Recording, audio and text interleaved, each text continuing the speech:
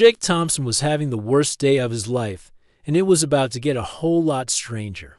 The 28-year-old engineer had been working late again at the Space Research Center, trying to fix problems with the new satellite project. His boss had been breathing down his neck all week, and now his old car decided to break down on the loneliest stretch of highway outside the city. The engine made a horrible grinding noise. Before it just stopped, Jake pulled over to the side of the road and got out, kicking the tire in frustration. His phone showed no signal, which was just perfect. The nearest gas station was probably 10 miles away, and it was already getting dark. He popped the hood and stared at the engine like it might magically fix itself. Jake knew a lot about rocket engines and satellite systems, but car engines were a mystery to him.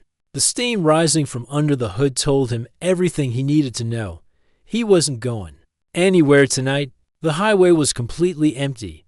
No cars, no trucks, nothing. Just Jake and the sound of crickets in the distance. He sat on the hood of his car and called for roadside help. But they said it would be at least 2 hours before anyone could reach him. Great. That's when he saw the lights. At first, Jake thought it was just an airplane.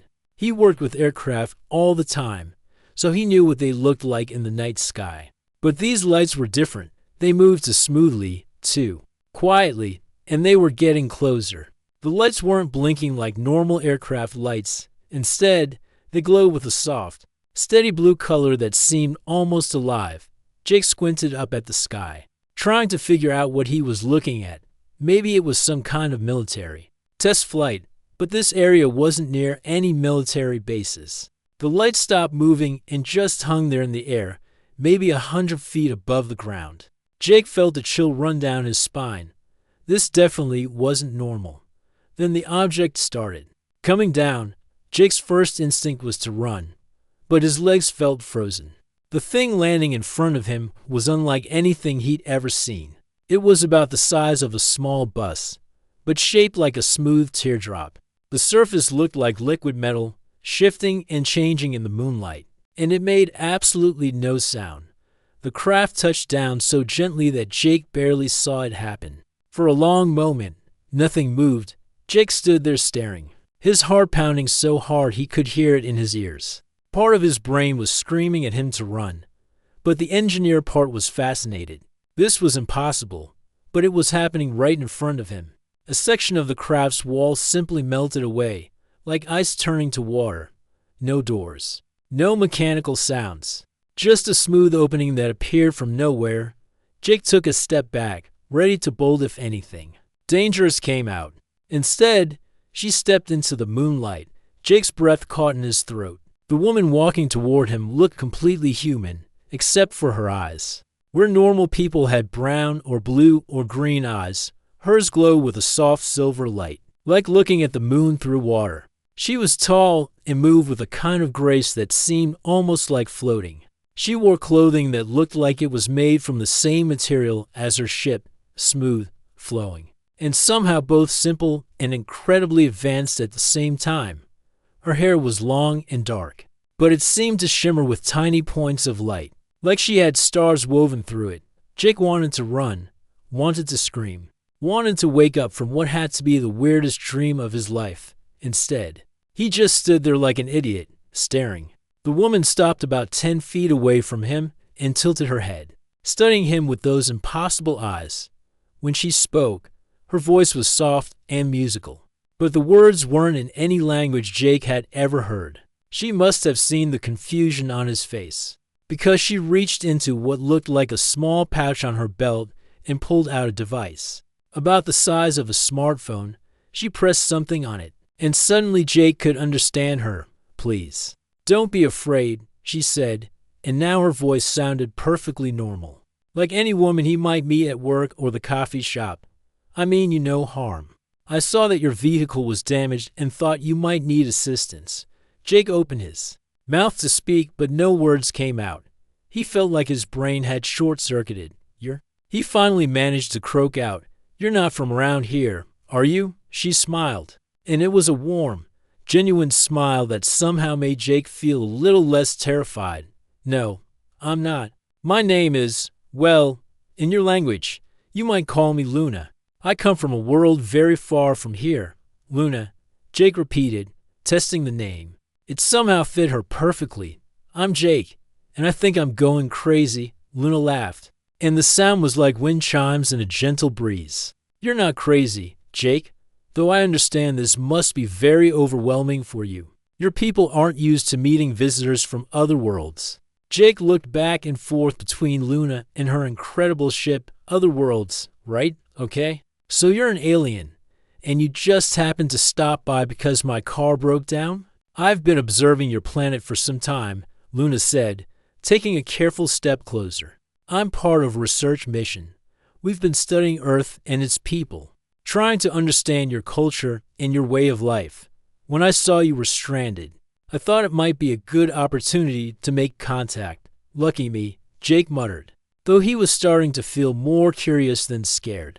The engineer in him was fascinated by Luna's ship, by her technology, by everything about this impossible situation. You work with space technology, don't you? Luna asked, surprising him. I can see it in the way you're looking at my ship. Most humans would still be running away, but you're trying to figure out how it works. Jake nodded slowly.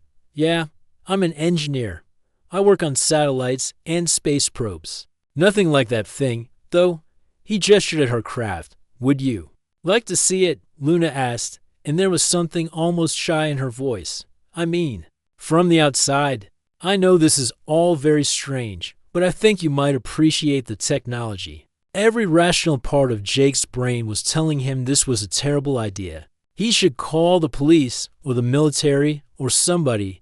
He should definitely not go looking at alien technology with a woman whose eyes glowed like moonlight.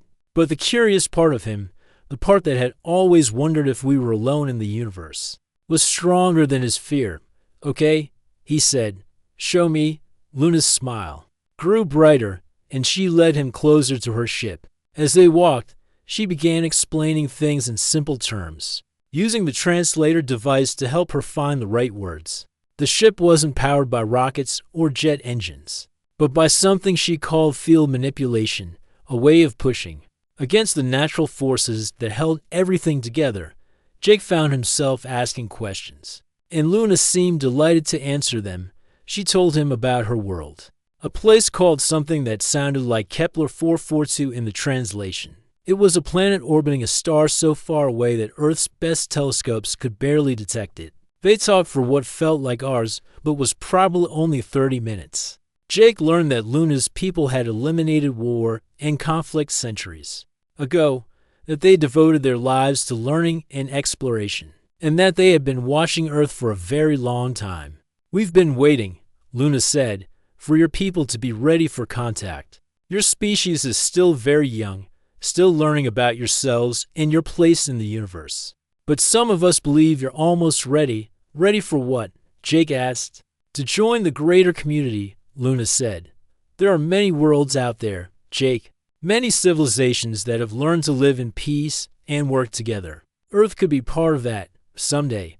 Before Jake could ask more questions, Luna's translator device made a soft chimming sound. She looked at it and her expression became serious. I have to go, she said. My ship has been away too long, and the others will be wondering where I am. But Jake, she looked directly into his eyes, and he felt like she could see straight into his soul. Would you like to meet again? I mean, if you want to learn more about my world, about the universe beyond Earth? Jake didn't even have to think about it. Yes, he said immediately. Definitely yes. Luna smiled again, and this time there was something different in her expression, something warmer, more personal. 3 nights from now, there's an old observatory about 20 miles north of the city. It's been abandoned for years. Meet me there at midnight, if you can. She was already walking back toward her ship, but she turned back once more. And Jake, thank you for not being afraid. Most of your people would have run away screaming. Most people don't have broken down cars on empty highways, Jake said, making her laugh again. Luna stepped back into her ship, and the opening sealed itself like it had never been there. The craft rose silently into the air, hovered for a moment, and then shot away so fast that Jake almost wondered if he'd imagined the whole thing. But his car was still broken. Roadside assistance was still 40 minutes away, and Jake's mind was spinning with everything he'd just experienced. He sat back down on the hood of his car and looked up at the stars, seeing them in a completely different way than he had just an hour before. Somewhere out there was Luna's world, and others like it. Somewhere out there was a whole universe he'd never imagined, full of people and places and wonders beyond anything he'd ever dreamed. And in 3 days, he was going to see Luna again. Jake smiled as he finally saw Dee. Jake couldn't focus on anything for 3 whole days. At work, he kept making silly mistakes on projects he could usually do with his eyes closed. His coworkers started asking if he was feeling okay. His boss pulled him aside and asked if everything was all right at home. Jake just smiled and said he had a lot on his mind. That was the biggest understatement of his life. Every time he closed his eyes, he saw Luna's glowing silver eyes and that incredible ship he found himself staring up at the night sky during his lunch breaks, wondering which star was closest to her home world. He researched everything he could about distant planets, but nothing he found came close to what Luna had described. The night of their planned meeting, Jake drove to the old observatory with his hands shaking on the steering wheel. What if she didn't show up? What if he had dreamed the whole thing? What if this was all some kind of elaborate prank? But as soon as he parked his car and walked toward the abandoned building, he saw the soft blue glow coming from behind the old telescope dome. Luna was already there, sitting on a blanket she had spread on the ground, looking up at the stars like she was reading a book. "You came," she said when she saw him, and her smile was so bright it made Jake's heart skip. "I wasn't going to miss this for anything," Jake said, sitting down on the blanket beside her. "I've been thinking about our conversation for 3 days straight." Luna laughed, that musical laugh of hers. "I've been thinking about it too. It's not often we get to have real conversations with someone from another world. Usually, we just observe from a distance." "So you've been watching us for a long time?" Jake asked. "My people have been studying Earth for over a century," Luna said. "But this is my first time actually visiting. I'm what you might call a scientist. I study different forms of life and how they develop culture and technology." Jake looked at her more carefully in the soft light. She was wearing different clothes tonight, something that looked more like normal human clothing, though it still had that strange, flowing quality. "You look more human tonight." "I'm trying to blend in better," Luna said with a shy smile. "I've been studying your fashion and customs." "How am I doing?" "Pretty good," Jake said, though honestly, Luna could have worn a garbage bag and still looked amazing to him. There was something about her that was just captivating. Maybe it was those incredible eyes, or the way she moved like she was dancing, even when she was just sitting still. Over the next few hours, Luna told Jake about her world. She described cities that floated in the clouds, powered by clean energy that came from their planet's unique magnetic field. She talked about forests filled with trees that glowed like Christmas lights and oceans that were purple instead of blue. "We don't have wars anymore," Luna said. "We learned a long time ago that fighting each other was just a waste of time and energy. Instead, we focus on learning and exploring and creating beautiful things." "That sounds amazing," Jake said. "But what about disagreements? What happens when people don't get along?" "Oh, we still disagree about things," Luna said with a laugh. "But we've learned better ways to solve problems. We talk them through. We find compromises. We use logic and kindness instead of anger and violence." Jake found himself telling Luna about his own life, about growing up fascinated by the stars, about his job working on space projects, about his dreams of maybe someday traveling to other worlds. Luna listened with genuine interest, asking questions that showed she really cared about what he was saying. "Your people are so creative," Luna said. "The art and music and stories you create. We don't have anything quite like that on my world. We're very logical, very scientific. But sometimes I think we've lost some of the passion and emotion that makes life beautiful." "You seem pretty passionate to me," Jake said. and immediately felt his cheeks get hot. Had he really just said that? But Luna smiled. That's something I've been discovering since I came to Earth, being around humans. Seeing the way you experience emotions so fully, it's awakening something in me that I didn't know existed. They met 3 more times over the next month each. Meeting was in a different location, sometimes at the observatory, sometimes at a secluded beach. Once on the roof of an abandoned building where they could see the whole city spread out below them. Luna taught Jake about the science behind her ship's technology, explaining concepts that were so advanced. They made his engineering degree feel like kindergarten math, but she explained everything in simple terms, drawing diagrams in the dirt, or using rocks and sticks to show how different forces work together. Jake shared human culture with Luna. He brought her books of poetry, played music for her on his phone, and even brought art supplies so they could draw together under the stars. Luna was amazed by everything, especially by human creativity and emotion. Your people feel everything so intensely, Luna said one night as they sat by the ocean, watching the waves crash against the rocks. Love, sadness, joy, fear. It's all so powerful and immediate. My people have learned to control their emotions, to think logically about everything. But watching humans, I'm starting to wonder if we've lost something important. What do you mean? Jake asked. Well, take love, for example, Luna said. And Jake felt his heart start beating faster. On my world, we form partnerships based on logic. Who would be the best match genetically, who shares similar interests and goals. It's very practical and efficient. But, Jake prompted. Luna was quiet for a long moment, staring out at the water. But there's no magic in it? No spark.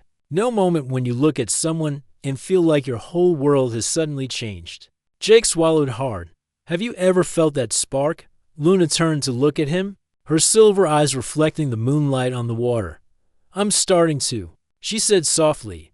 That night, as they sat closer together than they ever had before, Luna told Jake more about her life. She was the daughter of one of the ruling council members on her world, which made her something like a princess. Her mission to Earth was supposed to last 6 months, and she was already 3 months in. What happens when your mission ends? Jake asked, though he was afraid to hear the answer. I go home, Luna said simply.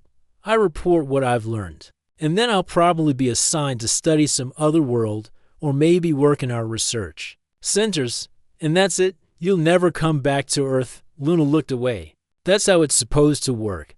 We observe, we learn, and we move on. We're not supposed to get attached. But Jake could see in her expression that Luna was getting attached, just like he was. Every meeting made it harder to say goodbye. Every conversation made him want to know more about her, to spend more time with her, to somehow find a way to keep her in his life forever. The problem was becoming obvious to both of them, even though neither wanted to say it out loud. Jake was falling in love with someone from another world, someone who would have to leave in just 3 months. And from the way Luna looked at him, from the way she found excuses to stay just a little longer each time they met, he was starting to think she might be falling for him too.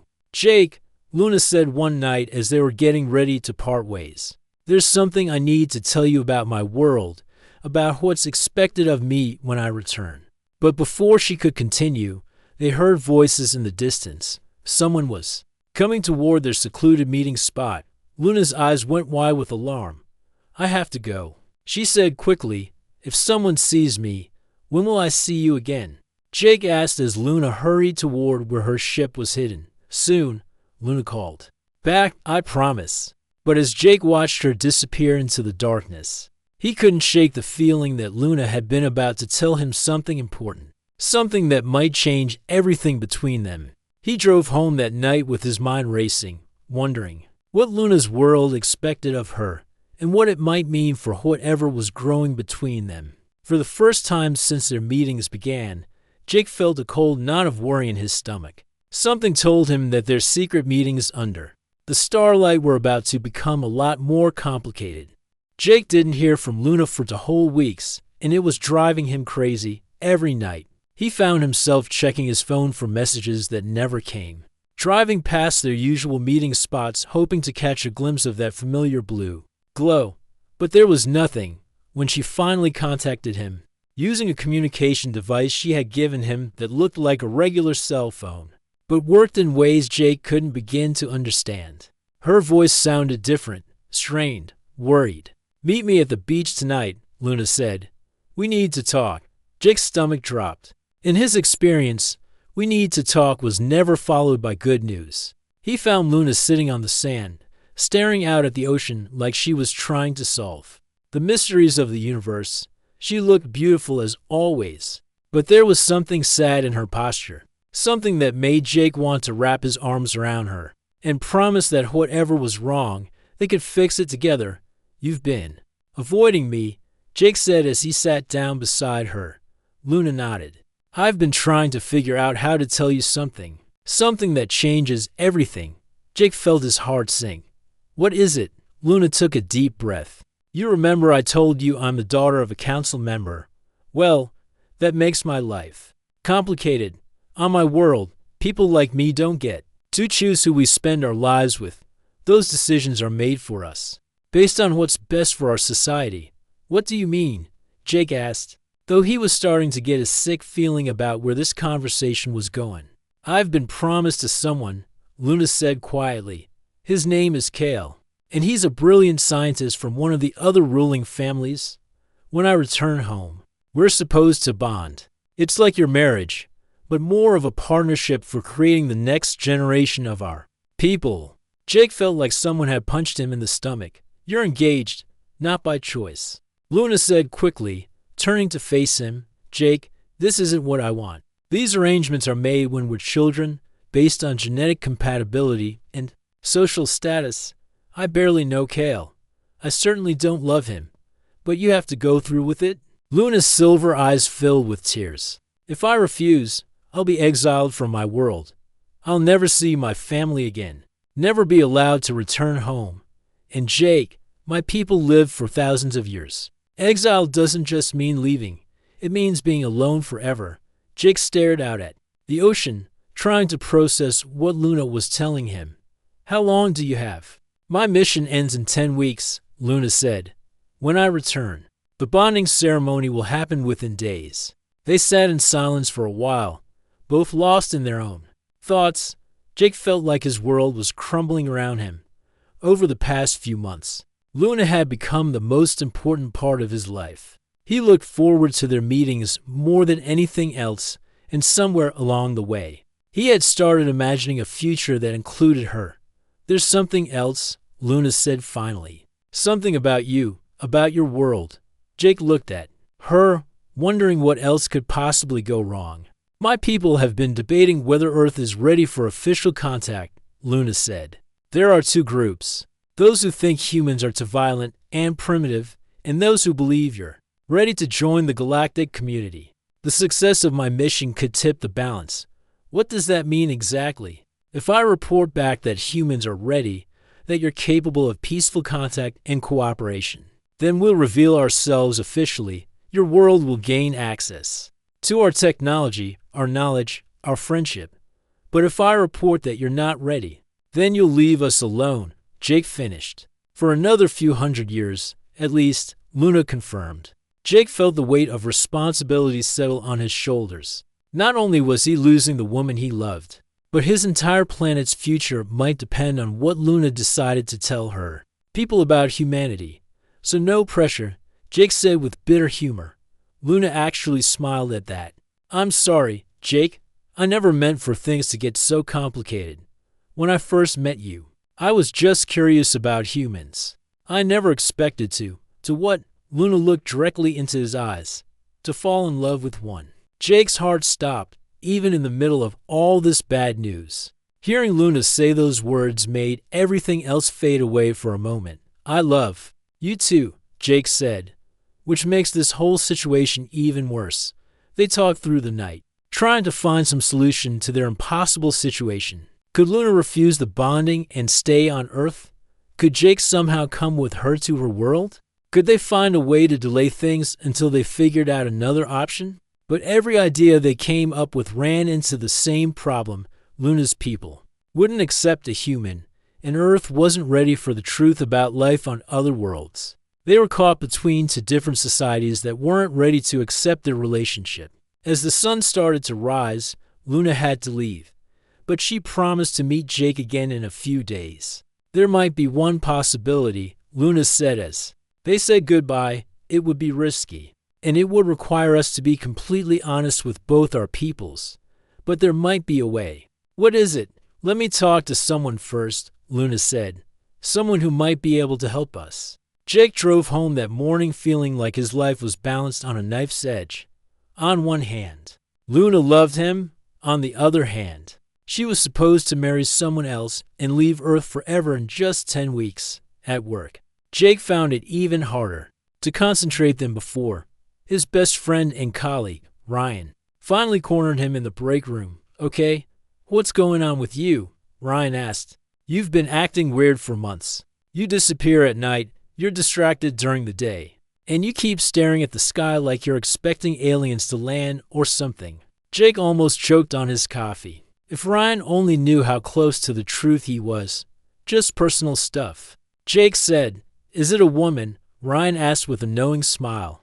Because you've got that look, like someone who's completely crazy about someone but can't have her.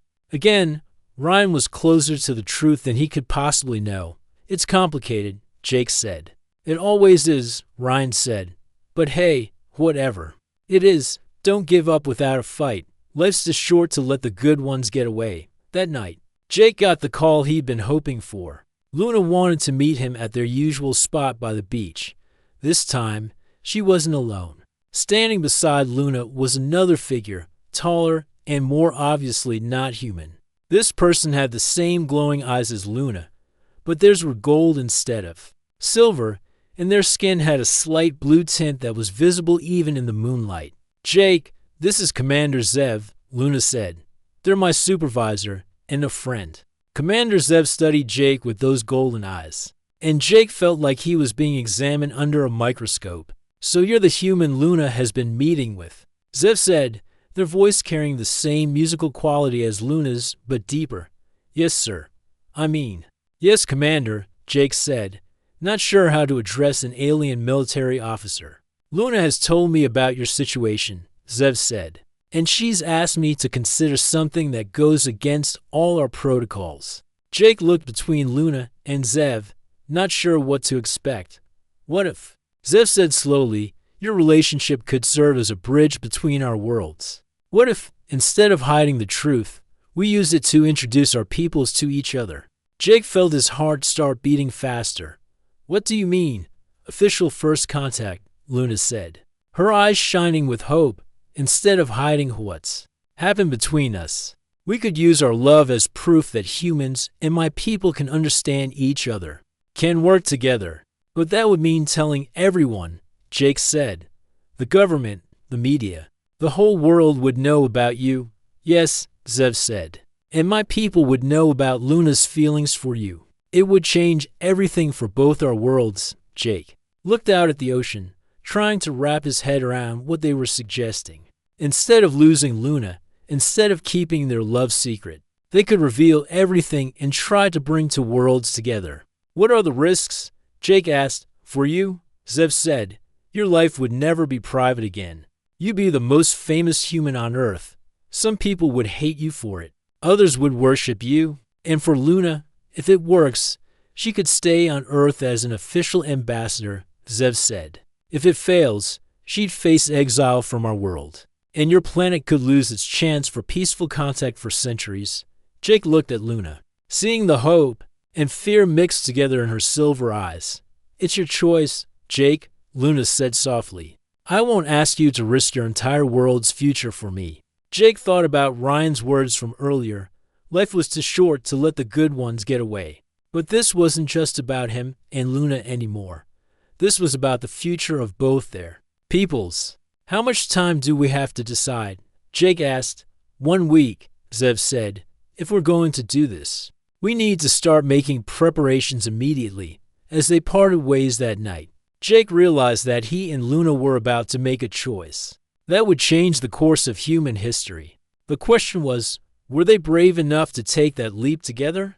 Jake had 3 days to make the biggest decision of his life, and he couldn't sleep. Every time he closed his eyes, he saw Luna's hopeful face. Then imagine what would happen if their plan failed. The weight of 2 entire worlds rested on his shoulders, and it was crushing. On the second day, everything went wrong. Jake was at work, trying to act normal while his mind raced through all the possibilities. He was so distracted that he almost walked straight into his colleague Amy in the hallway. "Ho, Jake," Amy said, steadying him. "You look terrible. Have you been sleeping at all?" "Not much," Jake admitted. Amy frowned with concern. She'd known Jake for 3 years, and they'd become good friends. "Look, I know you said it was personal stuff, but this is getting serious. You're making mistakes on projects. You're constantly distracted, and Ryan said you've been disappearing every night for months." Jake felt panic rise in his chest. "It's nothing dangerous, Amy. I promise." "Then what is it?" Amy asked. "Jake, I care about you. We all do. If you're in some kind of trouble, we want to help." That's when Jake made his first big mistake. He let his guard down for just a second, and Amy saw something in his expression that worried her even more. "You know what?" Amy said. "I'm going to follow you tonight, whatever's going on. You shouldn't be dealing with it alone." "Amy, no," Jake said quickly. "You can't. It's not safe." "Not safe?" Amy's eyes went wide. "Jake, what have you gotten yourself into?" Before Jake could answer, their boss called them both into a meeting. But Jake could see the worry and determination in Amy's eyes. He knew she well enough to know that when Amy decided to do something, she usually followed through. That evening, Jake called Luna using the special communication device. "We have a problem," he said. "My friend might try to follow me tonight.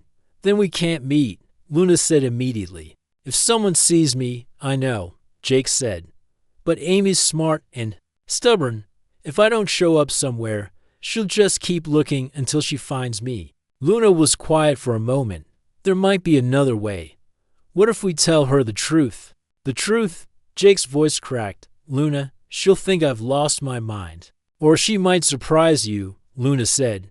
"Jake, if we're really going to reveal ourselves to your world, we need to start somewhere. Maybe your friend could be the beginning." Against his better judgment, Jake agreed to meet Luna at the old observatory. But this time, he didn't try to shake Amy when she followed him. Instead, he called her when he was halfway there. "Amy, if you're really going to follow me, then meet me at the old Griffith Observatory. And Amy, keep an open mind." When Amy arrived, she found Jake sitting on the hood of his car, staring up at the stars. "Okay," Amy said, getting out of her car. "I'm here. Now tell me what's going on." "You're going to think I'm crazy," Jake said. "Try me." Jake took a deep breath. 3 months ago, my car broke down on the highway. While I was waiting for help, I met someone. Someone not from Earth. Amy stared at him. "Jake, I know how it sounds," Jake said quickly. "But Amy, I swear to you, I'm telling the truth. Her name is Luna. She's from a planet 47 light years away." And Jake's voice got softer. "And I'm in love with her." Amy was quiet for a long moment. "Jake, I think maybe you should talk to someone. A doctor or a counselor or—" That's when the blue light appeared in the sky. Amy grabbed Jake's arm as Luna's ship descended silently toward them. "Jake," Amy whispered. "What is that?" "That's Luna," Jake said. "And Amy, she's about to change your entire understanding of the universe." When Luna stepped out of her ship, Amy actually stumbled backward.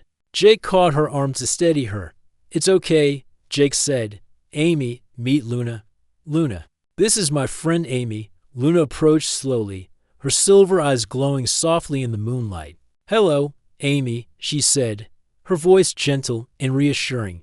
"Jake has told me a lot about you." Amy opened and closed her mouth several times before any words came out. You're really not from Earth," Luna finished with a smile. "Yes, I know it's a lot to take in." For the next hour, Luna patiently answered Amy's questions, demonstrated some of her technology, and explained about her world and her people. Amy, being a scientist herself, moved quickly from shock to fascination. "This is incredible," Amy said finally. Jake, do you realize what this means? First contact. This is the most important moment in human history. It gets more complicated, Jake said. And he explained about Luna's arranged bonding, about the choice they were facing, and about the plan to use their relationship as a bridge between worlds. Amy listened to everything, and when Jake finished, she was quiet for a long time. So you're asking me to help you change the world, Amy said finally. We're asking you to help us save our relationship and maybe bring two civilizations together. Jake said, but Amy, if this goes wrong, it could be really bad for everyone involved. Amy looked between Jake and Luna, seeing the love in their eyes when they looked at each other. Then she looked up at Luna's ship, thinking about everything she just learned. What do you need me to do? Amy asked.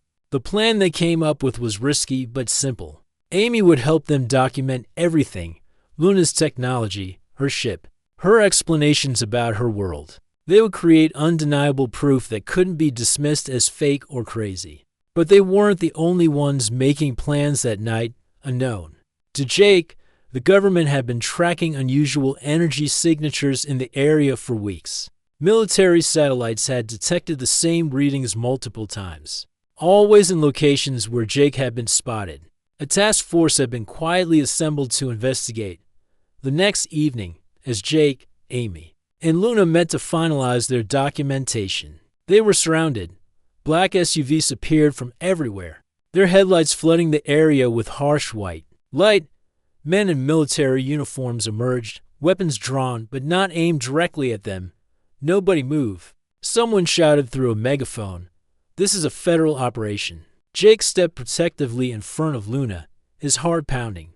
This was exactly what they'd been trying to avoid. A man in a suit approached them, flanked by soldiers. "Mr. Thompson, you're going to come with us. You and your friends." "What's this about?" Jake asked, trying to sound innocent.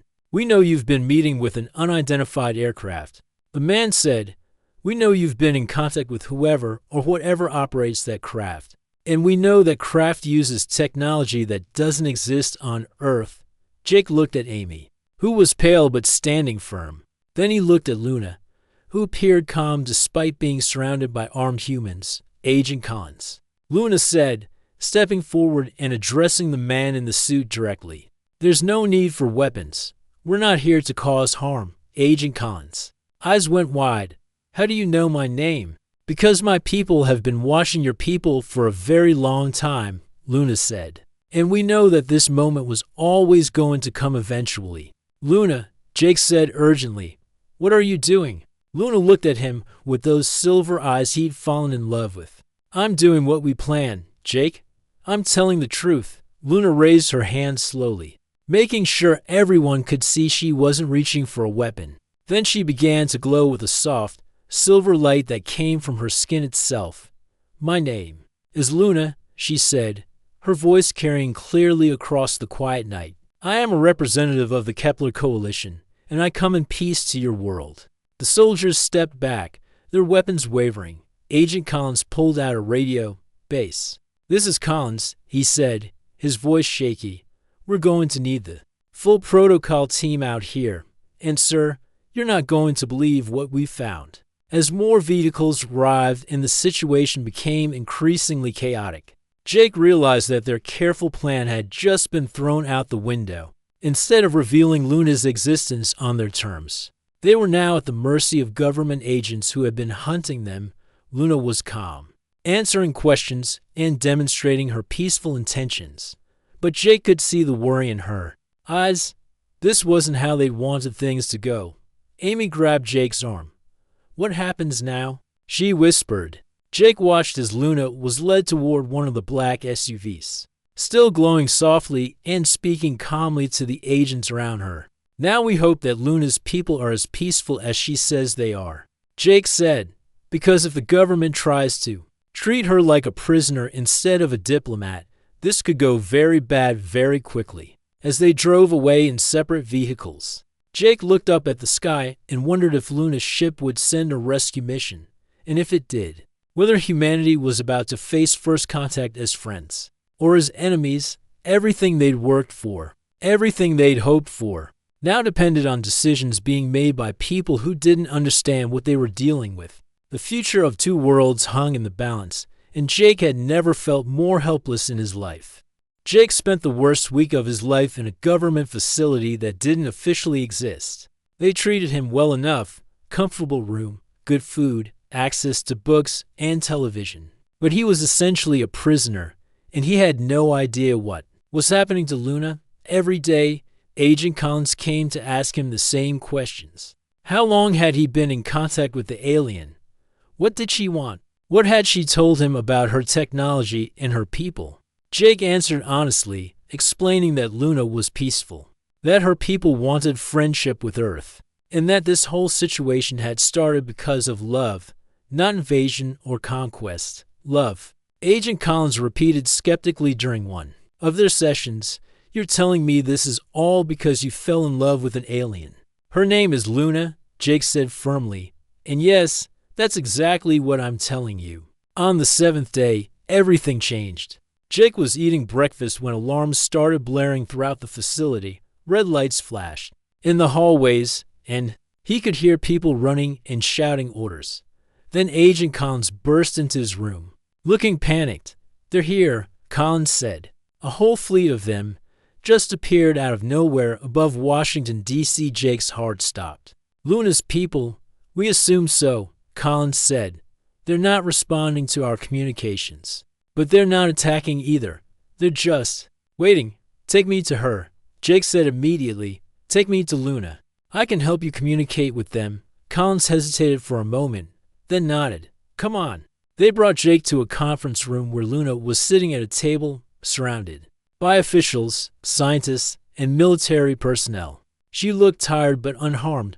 When she saw Jake, her face lit up with relief. "Jake." Luna stood up and moved toward him, but one of the guards stepped in her way. "It's okay," Collins said. "Let them talk." Jake reached Luna in 3 quick steps and pulled her into his arms. He didn't care who was watching or what they thought. He'd spent a week wondering if he'd ever see her again. "Are you all right?" Jake asked, holding her tight. "I'm fine," Luna said. "But Jake, my people came for me. Commander Zev convinced the council that I might be in danger." Jake looked out the window of the conference room and saw what Agent Collins was talking about. The sky was filled with ships, dozens of them, all glowing with the same soft blue light as Luna's craft, all hanging silently in the air above the city. "They're beautiful," Jake said. "They're also very worried," Luna said. "Jake, if this goes wrong, if your people try to attack them or treat this as an invasion, the consequences could be terrible." A man in a military uniform approached them. "Ms. Luna," he said formally, "we need to know how to communicate with your fleet. Our attempts at radio contact have failed." Luna nodded and pulled out her translation device. She spoke into it in her own language, and Jake watched as every ship in the sky suddenly shifted position, forming a perfect circle around the city. "I told them that I am safe and that Earth's leaders want to talk," Luna explained. "But Jake, there's something you need to know. My father's on the command ship. He came personally to bring me home." Jake felt his stomach drop. "Your father, the council member," Luna nodded. "And he's not happy about what I've done. Jake, if he orders me to return immediately, I'll have no choice. My duty to my people comes first." Before Jake could respond, every communication device in the room started buzzing and beeping.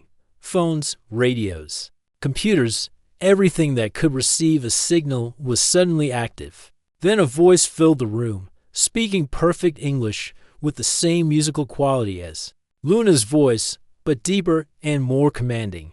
"People of Earth," the voice said, "I am High Counselor Athen of the Kepler Coalition. I have come to retrieve my daughter and to assess whether your world is ready for peaceful contact with our civilization." Luna grabbed Jake's hand. "That's my father. We have been watching your planet for many years," Athen continued. "We have seen your capacity for both great violence and great beauty. The question we face today is which path your species will choose." Agent Collins was frantically talking into his radio, coordinating with what Jake assumed was the president and other world leaders. However, Athen's voice continued. My daughter has presented us with an unexpected situation. She has formed an emotional bond with one of your people, and she believes this bond represents the possibility for true understanding between our worlds. Jake felt every eye in the room turn to him and Luna. Therefore, Athens said, I propose a test. If the human Jake Thompson can demonstrate that your species is capable of the wisdom, courage, and selflessness necessary for galactic citizenship, then we will begin formal diplomatic relations with Earth. If not, we will depart and not return for 500 years. The room was dead silent for a moment. Then Agent Collins turned to Jake. What kind of test? Collins asked. Athens' voice came through the speakers again. Jake Thompson must choose between his world and his heart. If he truly loves my daughter, he will come with us to our world, leaving his planet and his people forever. If he chooses to remain on Earth, Luna will return with us, and their bond will be broken. Jake felt like the floor had dropped out from under him. That's not a fair test, he said loudly, hoping Athens could hear him.